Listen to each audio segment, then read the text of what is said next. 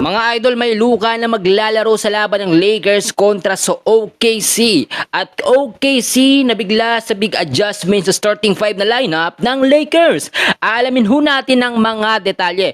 So alam naman natin mga kaibigan, noon pa man nilinaw ni Coach JJ Redick pati na rin ni LeBron James na kailangan nilang i-push na makapaglaro etong si Luka Doncic. Dahil talagang hindi biro ang top 1 dito sa Western Conference na matalo, no? Eto ho ang sigurado, makinig ho kayo mabuti. Hindi ho aabutin hanggang Game 7 ang laban ng Lakers at ng OKC. Alam natin, nakilala ang OKC na talagang undefeated at laging nasa top 1. Pero sa pagkakatong ito, matagal na ho ito pinaghandaan ng Lakers. Doon po sa plano ng Lakers, kasama si Luka sa lineup, natatalo dito sa OKC. Pero sa pagkakatong ito, noong mga huling game ng Lakers, ay na-injury etong si Luka Doncic. Sa pagkakatong ito, kitang-kita no, sa practice ng Lakers. Actually, huling practice nila yan, home court po ng OKC. Gaganapin ng laban sa Game 1 ng Lakers at OKC Thunder ay kinakailangan po mas galingan ng Lakers. Hinakita dito mga kaibigan ang adjustment na gagawin po ng Lakers. So, paano bang mangyayari? Nakita naman natin, nung hindi po nakapaglaro si Luka, ang sumasalo sa kanyang posisyon no, sa lineup, sa starting five ay si Rui Hachimura.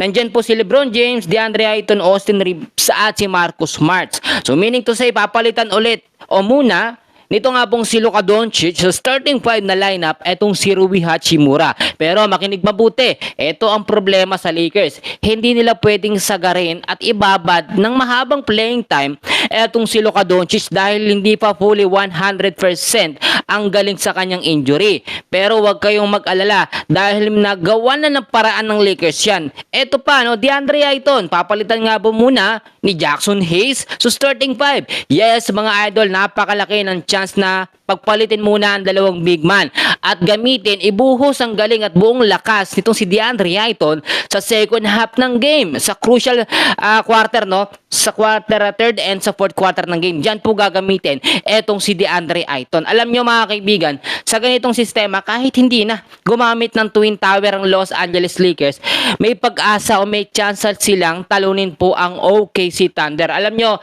yung mga fans ng OKC napakayayabang, no? Hindi daw mananalo ang Lakers kahit ano daw ang gawin.